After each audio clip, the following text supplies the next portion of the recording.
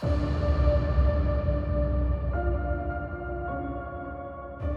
everyone. My name is Misty Gaither, and welcome to Quest, a journey into true crime and the paranormal. I'm excited that I have with me here tonight author C.L. Thomas. And you know what, C.L., if you made a sign with all of your accomplishments and things that you do, it would be pretty full up, with photography and mediumship. And I mean, you're actually the host of two podcasts, The Gateway and Small Town Tales, which I really want to get into because I just think it's so interesting.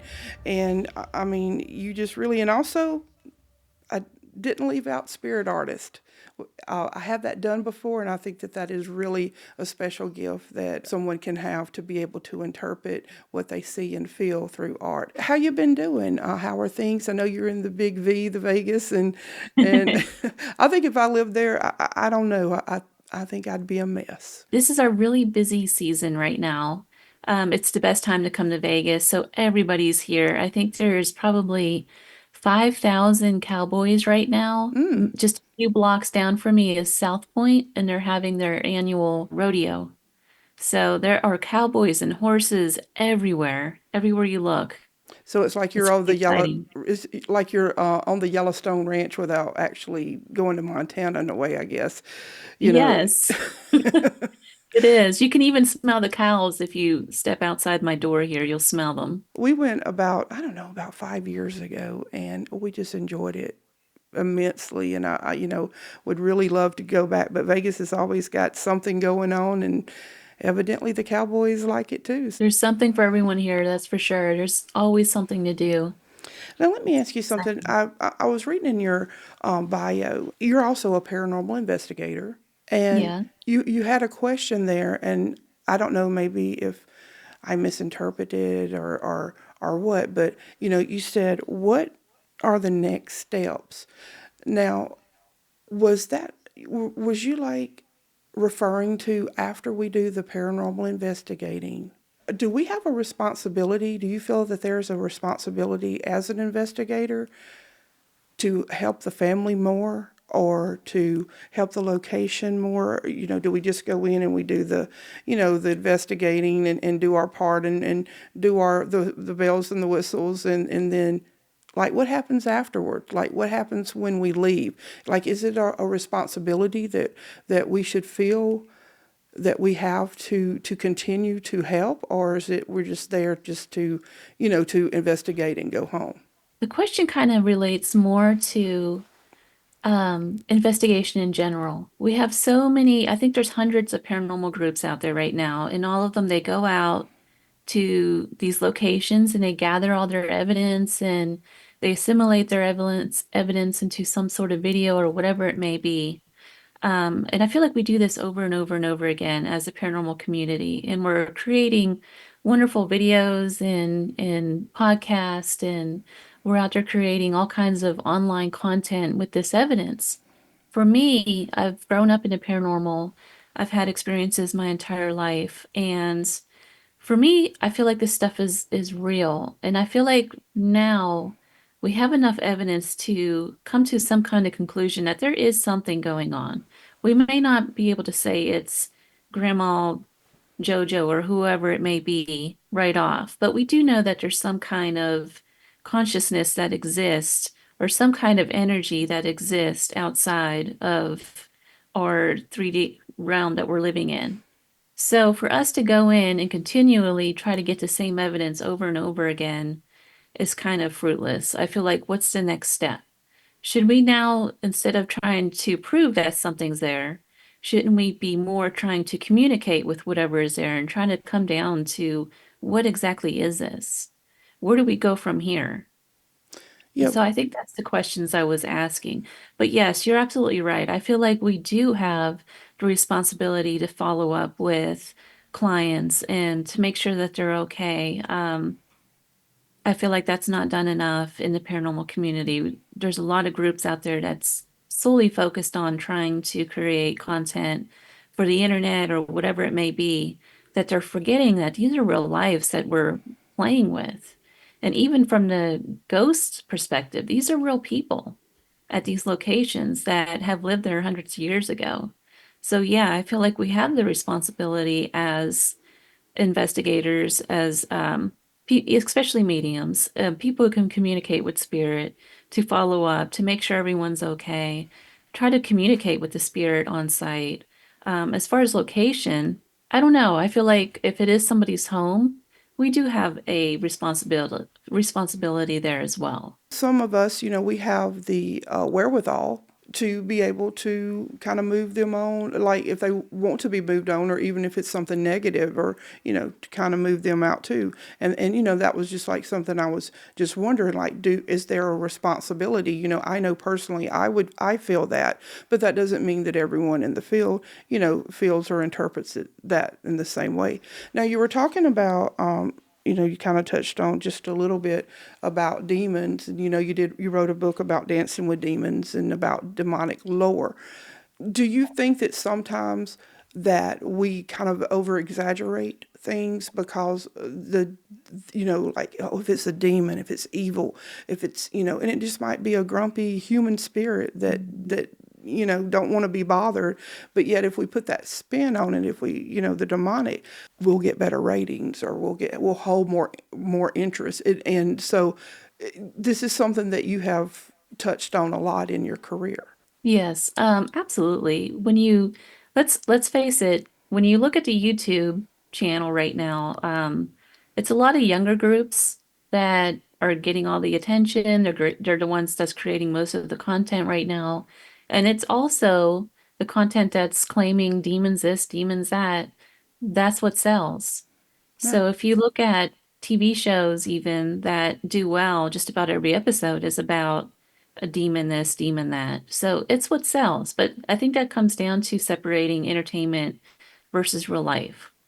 So in the book Dancing with Demons, I wrote about I can't say if it was a demon, but it definitely was negative energy that I was playing with. But the point I make in that book is that this was a real thing that happened to me. But it also, when you look at the stuff that was going on in my life at the time, it's something that I brought to myself, and that it was up to me to kind of clear that out. When you experience this stuff firsthand, I've had one other client that I can honestly say was a negative. It could have been a demonic entity that she got into.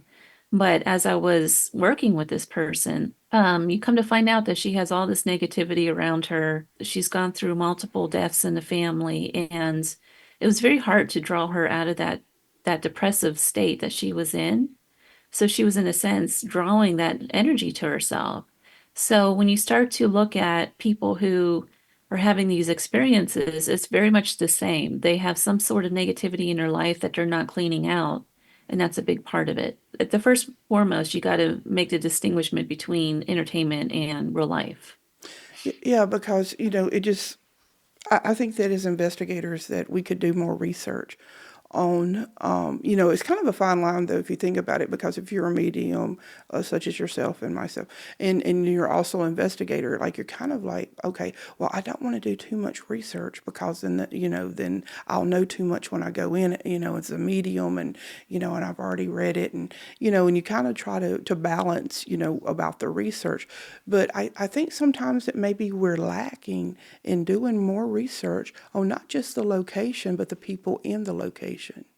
Hmm. Because like you said, it's the negativity that it draws those kind of spirits in and causes more of an attraction to them if they have someone that's depressed or death. And so what do you suggest that we can do? Is it that we just do more due diligence, or With the clients that I've worked with, there's always been somebody I work with has already interviewed these people. And that's probably the first step. Interview these people, find out what's going on, go to their house before you even do the investigation. Go to the house, interview the person that's being affected, and find out what's going on with them. And then you can pretty much find out what state they're in, what's been going on, and just all sorts of things that you can find out previous. Just to give you an example, I had a client reach out to me a couple months ago, and she said that she was very scared. She had a 6-year-old in the house, and her husband was experiencing all this anger and hostility. and she felt like it was a negative entity causing that. So after talking to her a couple times, I went to the home, and the first thing I noticed was that there was swastikas all over the walls and things. And so you have to kind of wonder about that. So I asked her, well, and of course he wasn't there to interview, and I said, what's with all of this German paraphernalia from World War II? And she goes, oh, he's the avid collector of the Nazi collections. And then it comes to find out that he's very much into supremacist thing. Mm-hmm. And that right there told me enough that I need to know this is what's going on with you guys. Sure. If you're bringing that into your house, that's an open door to any kind of negative energy and entities. Notice that you do a lot have you I think you even went to college for it. Studied about being a photographer, and so but you do. I kind of wanted you to touch in on that, like afterlife, or like what is that you do with the afterlife and the photography, or is that just something that you've labeled when you take certain pictures? So the photography is a little different. That's just something, I'm an artist and that's what I do. I started out as a photojournalist in school. That's just something I've done my whole life, and I've done it for work and all sorts of things. But the spirit art, I think, is what you're referring to. That's something a little different. Hmm. It's kind of like you've gotten some spirit work done. You sit down for a reading basically, and I draw whatever spirit comes in. That's kind of how it works. It's just like a regular reading that you would get with a medium, but I do it. You walk away with a picture that I draw. Now, are you coming to the Paracon, the Cajun Country Paracon in April? I am. Okay. I'm planning on it. Okay, I will. We will also be there, and I had actually had that done last year at the Paracon. Caleb Mathern, did the spirit art, and that's the first time I had ever had it done, and it was just amazing. And to me, it's really so cool because like as a medium, you're there, and you talk to someone, and then they have to try to remember everything that you said, and some of them will bring the tape recorded, or write down, taking notes when you're doing it, but the art to me is just like a next level of being able to interpret, because I can tell somebody, oh, I see someone standing there, he's a male, blah blah blah, but yet when you have that extra gift of actually drawing and putting it on paper, and it's more of a tangible way to share the spirit. And I just think that that's so beautiful and amazing to be able to do that, because mine would look like little stick figures or something, and everybody would look the same, and except those with curly hair, I would be able to do that, but other than that, it would just be oh yeah, okay, well, I couldn't do the spirit art. So I really admire you and Kayla for having that extra gift with that. So it's just to me, it's like a beautiful thing to be able to share that. Whenever I give somebody the actual drawing or painting or whatever it is that I've done, it brings out so much emotions from the people that I'm doing it for. It's been incredible. It's something that I just started doing a couple years ago, and I've been training under the spiritualist church with another guy he's a famous artist that does this, and he's really good. He's kind of hard, but he's good. I can't even put it in words. Some people cry, and these are not pictures that that are Rembrandt or anything special, but yet they'll hang it on their wall, they'll put it in their office, that sort of thing. But most of the time the people cry. Yeah, the messages that come through is just kind of incredible. You have another book called Speaking to Shadows. Yes. Okay. And so tell us some about that.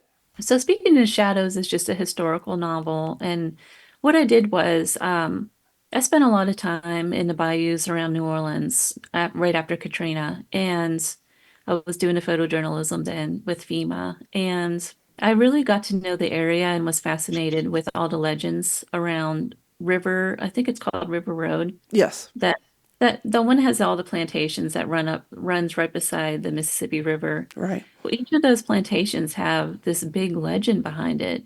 And so what I did was I just kind of combined them all into one story. So there's bits and pieces that most of the bits and pieces are real people and real legends that I just combined into one story. New Orleans, as you know, is a very spiritual and eclectic, mystic town. And then when Katrina was thrown into the mix in 2005, it added, just, in my opinion, just a heavy layer of even Yes. more. I mean, it opened up, I don't want to say the floodgate, but it opened up so much, that couldn't be put back in the box or the bottle. And it's just, you can still feel it to this day, even what was that? Oh Lord, like 19, almost 20 years later. And so Yes. to be able to document so many things here, I think that's amazing. You are the host of two podcasts. One's called The Gateway, and the other one is called Small Town Tales. And so, how small of a town? Do you just pick out a town? Now, when you say small, I mean, are you talking like 100 or 200 people, or are you just, or like a smaller town? Smaller than Vegas. Yeah, it's smaller than Vegas for sure. Small Town Tales. So I grew up listening to Coast AM. That's one of my favorite shows. I love talk radio, and I was just fascinated by George Norrie and George Knapp and all the guys, Art Bell and all them. And I wanted to take that same idea, and it's not so much the small town, it was the people. And I noticed with the paranormal that the only stories you really hear are from the celebrities and the TV shows. So I wanted to create a platform to where we can get the people on that weren't celebrities so much, but the people that were experiencing the paranormal, the people that they were interviewed, that sort of thing. That's who I designed that show for. So, and then the small town part, yeah, it's like small legends and things like that, but it's more focused about the people. It's been on the air for about 4 years now. I kind of taken a break with it because I've gotten so busy this year. I'll probably bring it back next year at some point. The Gateway podcast, I was asked by a radio station to do that one, and it's broadcast out of New Orleans. It's also on Hulu and a bunch of other networks. I don't really understand how it all works. It's a live show every Tuesday, and that one is pretty wide open with the paranormal right now. I tend to focus more on supernatural, metaphysical stuff, Hmm. like life after death and mediumship and speaking of spirit and things like that. But there's a kind of a conglomerate of like different paranormal aspects. Like I just had someone on that talked about shapeshifters just this Okay. past week. Now So that's when we're talking about shapeshifters, and then the next we're talking about mediumship. right. Now, if you could just get a shapeshifter medium, that would definitely be a amazing guest. Yes. Yes, but the shapeshifting, that is definitely a interesting topic. The Skinwalker Ranch and the just different things. And I mean, how can you talk about shapeshifters and not kind of touch on the Skinwalker Ranch? And it's just amazing about that. I don't even know what I mean. Like, what would you call that? I mean, is it a spirit? Is it a crypto? It's a yeah. I don't know. I have no opinion on that place. I would love to go there at Hmm. some point, but it's never occurred to me. There's a whole series by I think his name is Tony Hillerman, and he's an author that crafted a bunch of books about shapeshifters and Native American folklore, basically. It's a really good series. And that's where the whole idea of shapeshifters come from, or Skinwalker comes from, Right, is from right. that book originally. He used to live on Navajo lands, and I think he might even have married a Navajo woman, and that's where the whole thing got started. But if I'm not mistaken, it's a really good series. He passed away a couple years ago, but yeah, I read that whole series and was just fascinated by it. But it's never occurred to me that shapeshifters are actually not just a Native American thing. I don't know why I didn't think of this, but if you think of werewolves, and Hmm. it goes all the way back to Egypt Yeah, that they had shapeshifters. yeah, they've been around. So, Yeah. and they'll continue to be around too. So, I appreciate you coming on the show and talking with me. Everyone, be sure to go on YouTube and subscribe to The Gateway. And also, even though it's on hiatus right now, also to Small Town Tales, hopefully be started up next year. And go and check out C.L. Thomas and her books. I mean, they're wonderful, and you have just such a passion and the way that you promote everything in a positive way, and it's, I really appreciate that. So it was really an honor for me to have you on the show. Well, thank you for having me. It was an honor being here. Yeah. All right, everyone. Thank you so much for watching. And my name is Misty Gaither, and I'll see you next week. Good night.